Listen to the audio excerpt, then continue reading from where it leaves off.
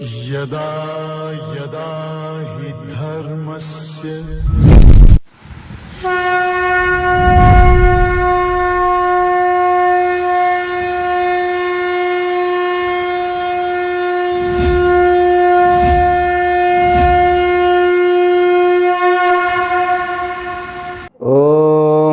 ब्रह्मादिभ्यो ब्रह्मविद्या संप्रदाय कर्तृभ्यो वंश ऋषभ्यो महद्भ्यो नमो गुरुभ्यः सर्वोपप्लवरहित प्रज्ञान घन प्रत्यगर्थो ब्रह्माहमस्मि सोहमस्मि ब्रह्माहमस्मि। ओम प्रपन्न पारिजाताय तोत्र वेत्रैकपाणये ज्ञानमुद्राय कृष्णाय गीतामृतदुहे नमः।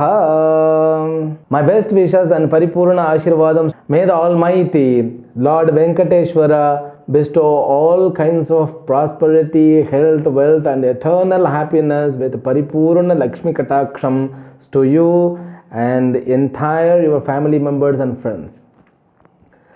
Let us see Bhagavad Gita, verse number 31 of 6th chapter.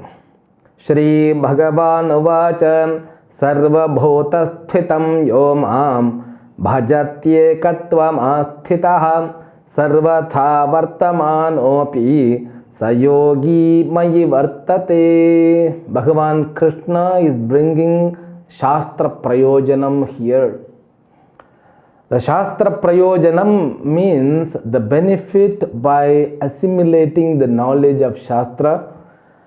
That by knowledge and yoga there were two topics.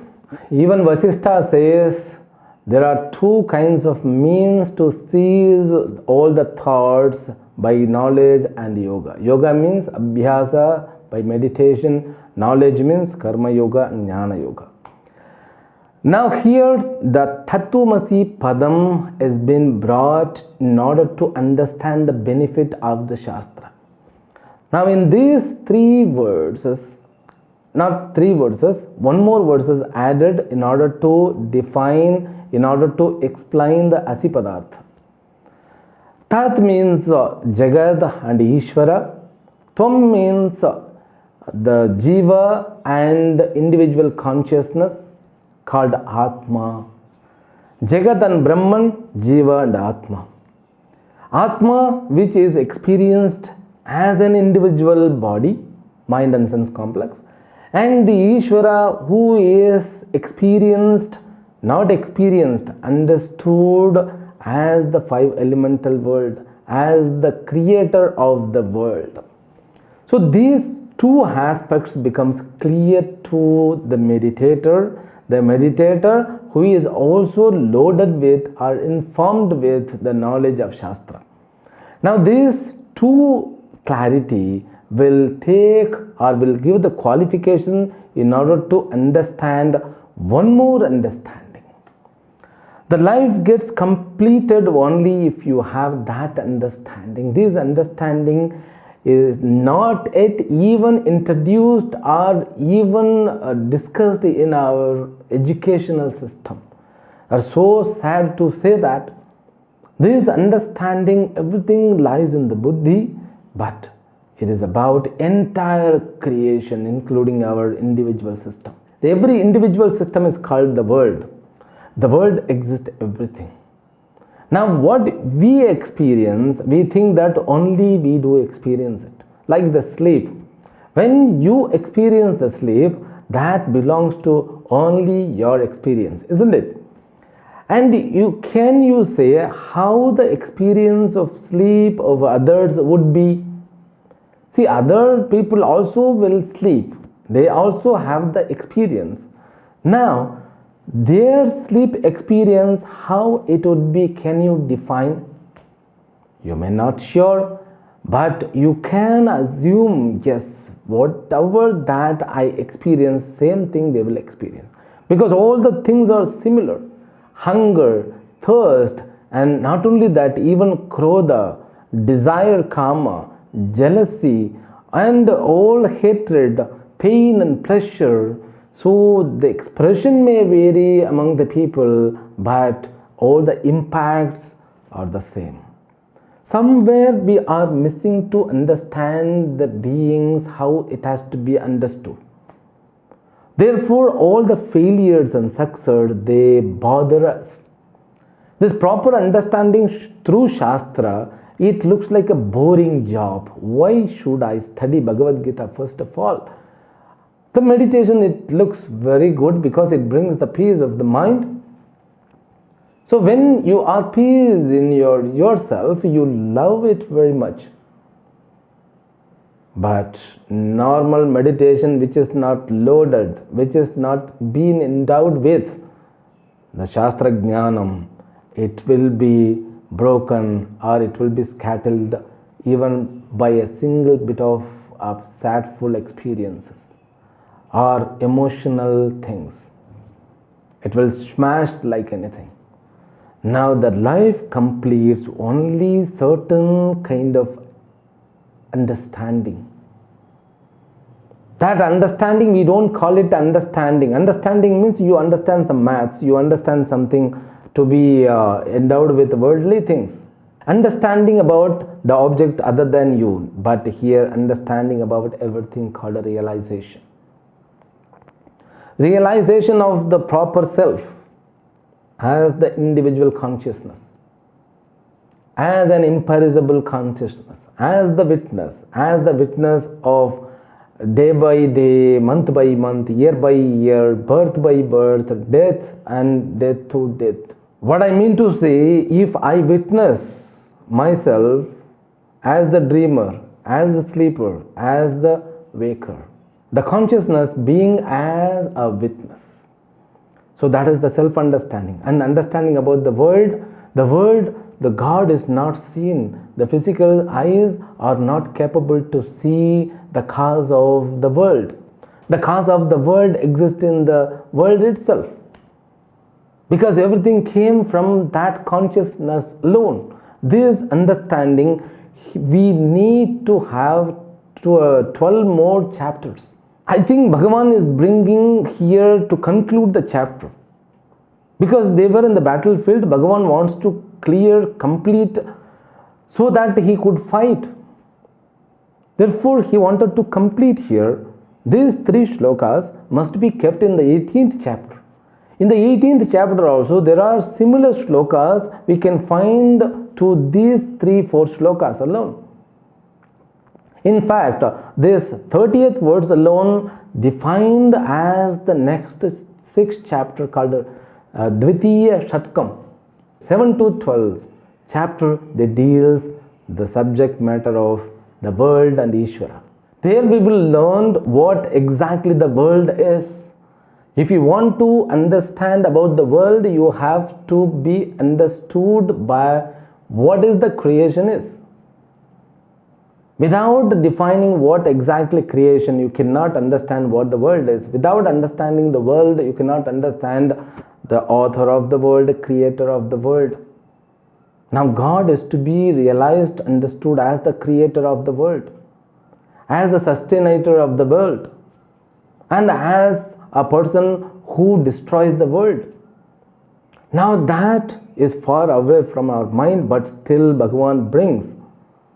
So this, the meditator who is absorbed by those things. Maybe shortly he have told already, he will elaborate later. Because this individual cannot be discussed without accompanying the thoughts of the world. We have to inform the details from the world, because individual consciousness, we alone feel that I am alone, I am separate from the world. But truthfully speaking, we are not alone. We are not a separate system. We are the system, means we have the system which is a part of the creation. I am not being away from creation. I am also into the creation. Therefore, this verse, which, verse number 31, talks about the final stage of understanding. First, the realization of self, then the realization of Ishvara and world. Finally, the equation between me and Ishvara, known as Asi Padartha Visheshaha. That's what Acharya continues here. Evam tvam padartham tat padartham cha shuddham nirupya tattvamasiti vakyartham nirupayati sarveshu bhuteshu adhishthanataya sthitam sarvanusyutam sanmatram mam ishwaram tad pada lakshyam svena tvam pada lakshyena saha ekatvam atyanta abhedam asthitaha घटाकाशो महाकाश इति अत्र एव उपाधि भेद निराकरणेन निश्चिन्वन् यः भजति अहं ब्रह्मास्मीति वेदांत वाक्यजेन तत्व साक्षात्कारणेन अपरोक्षीकरोति सः अविद्या तत्कार्य निवृत्त्या जीवन्मुक्तः कृतकृत्यः एव भवति. Now he brings, so once the meditator is being absorbed by individual and total consciousness, finally he will have the realization about the equation. That's what he said. Yaha, the person who mam sarvabhuta sthitam mam, who could meditate or who could dwell me, who is existing in all the being, ekatvam asthitaha. So he could identify me as his own Swarupa. Now the consciousness, there are so many consciousness, everybody has the consciousness. Now if you could identify your consciousness with all the consciousness, at least you could understand all the consciousness are the same. Though we are not able to get the gross experience about those consciousness is nothing but my consciousness, but buddhya, in the buddhi, in the intellect, we can realize yes. So it is possible, all the consciousness are one and the same. Ekatvam asthitaha. So being with oneness, with all the consciousness, one who worships me, sarvatha vartamanopi sayogi mahi vartate. He may be in whatever the form, whatever that he does or he is doing doesn't matter. He is in me, known as Jivan Mukta. This Jivan Mukta avastha means what? Because the Shastra Jnanam will bring the supreme destination called Moksha. Moksha is the supreme goal. That Moksha is defined as two kinds. Moksha means freedom. That freedom while living itself, ihaiva tairjita sargaha, already he mentioned. Because when you observe yourself, if I repeat again and again, you may get confused because all the sentences, they look similar. You also feel sometimes why Swamiji is repeating so many times, hundred of times, becoming one with, being absorbed and becoming, identifying with all the consciousness. These words, because words are limited. We have to use same words to get more understanding. So whenever I repeat the same thing, it is to understand better than before. Becoming one with means what? Identifying with all consciousness. Okay, that's what he says. Sarvata varthamanopi means while living itself, he could attain the liberation, mokshaha, jivan muktihi. That jivan mukti means a completely liberated person while living itself. He could see himself out of all the karma phallas. The world cannot bother him. His prarabdha cannot bother him. He becomes like the author of the world. It's a beautiful explanation given by our Shastra. So we have for time and long time to understand it, a long way to reach that place, but Bhagavan Krishna now itself he brings these sloka alone taught or explained in the 6th chapter, means in the Tritiya Shatkam from the chapter 13 to 18.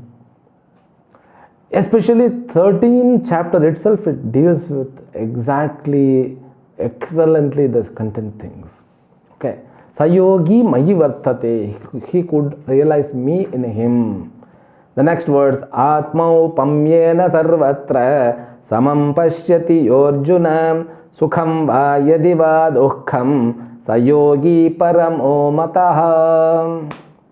As a final stage, Jivan Muktasya final stage. Jivan Muktaha means completely liberated. That liberated person who could see all the consciousness, all the being in him. Atmau pamyena, sarvatra atmau pamyena samam pashyati. He could see all being in him. For him, there is only Advaita. Advaita means ekatvam, oneness, non-duality. No, the mind may go out, the mind may have interaction with the world, buddhi may make decision, but his understanding, the realization which makes him to be endowed with that Brahman alone. Because world is full of happiness and sorrows. The event come and go. So many events come and go. But for him, he is endowed with the Advaitam Satyam. That's what he says. Ghatakasho mahakasha ityeva upadhi bheda nirakaranena. Because he could see Ishvara in him as the consciousness. The world creation can be felt as perishable things. Because when you take a pot, small pot, and keep the pot upside down, now there is a space. That space, and there is a space outside. What is the difference between these two spaces? It is known as Ghatakas. So this example, so bear with me, it's too much for the time being, because after completing 6th chapter itself, it's very difficult. But there is an example from Shastra. Ghatakasa means the space which exists in the mud or some pot. Okay. Now, if the pot is broken, the space becomes one with the collective space. Is it so? Or the pot never able to separate the space, which is true. The space which remains, is it limited? In the same way, the consciousness which remains in us, it is not limited by this body, mind and sense complex. Because the consciousness is everywhere, all pervasive. That pervades in me. That's what the example given here, and you not to get confused. But you can say that that person gets Jivan Mukti, then also he gets Videha Mukti. Videha Mukti means once he is leaving the Sharira, he dies, he won't be born again. He will become one with. How the pot is broken, the space becomes one with the space. Because the space already was one with the space within the pot, but it is not understood by the people. But Brahmajnani, who understands the reality, he becomes bliss. This equation part is so difficult. So difficult means we need to be informed gradually, step by step, step by step. Now he says, this is the prayojanam by a meditator who could experience. Who could experience means not as the worldly experience. The mind becomes, buddhi becomes very peace and quiet. He may be endowed with war. He may be endowed with lots of business. He may rule the countries. Doesn't matter. He doesn't do anything. Naiva kinchit karomiti tattvavitto manyate. So for him, he doesn't do anything. For him, there is no past, present, future. For him, there is no limitation. Now Arjuna again he brings Oh my God, Krishna, everything went on ahead. Because Prayojana, when you said in the normal language, I was able to understand a little bit, okay, chalega, this belongs to me. Now, when you technically, traditionally, you explain the benefits by 4 slokas, totally it went on my head. That's what it seems to be by his question. Let us read it. Arjuna uvacha yoyam yogastvaya proktaha samyena madhusudana एतस्याहं न पश्यामि चञ्चलत्वा स्थितिं स्थिरां चञ्चलं हि मनः कृष्ण प्रमाथि बलवदृढं तस्याहं निग्रहं मन्ये वायोरिव सुदुष्करम्. Arjuna said, Hey Krishna, whatever that you told, that too with the equation with the Brahma and Atma, I don't find anything. I'm not able to understand anything. Is it real or not? No, I'm making a little bit more liquid to understand. You say by understanding Ishvara in the world, I am not able to see. I think my mind is not prepared for that. I think my mind is not well trained. Maybe it is fluctuated. He himself says, Chanchalatvat Sthitim Sthiram. So that the condition of my mind is fluctuated completely. I'm not able to digest the benefit what you say. Then he himself continues, the mind is always corrupted. Corrupted means chanchalam hi. The nature of the mind is to fluctuate alone. The statement from Arjuna, Pramathi balavadrudham, it collapses. Tasya aham vayoriva sudushkaram nigraham manye. I feel very difficult it. Catching the air is so difficult because it won't come in our hand. Like that, mind is a so subtle and so complicated entity. I'm not able to control it. I'm not able to control it. I'm not able to bring it for the right understanding what you taught. So you were teaching, sometimes I feel, yes, I'm understanding. Sometimes I feel something is going beyond my head. Maybe lack of concentration, maybe lack of the capacity in our mind. So with this, the mind which is like a handicap, what can I do? Chanchalam manaha, chanchalam hi manah Krishna. The mind is endowed with complete fluctuation, not having stability. He himself, he brings the question.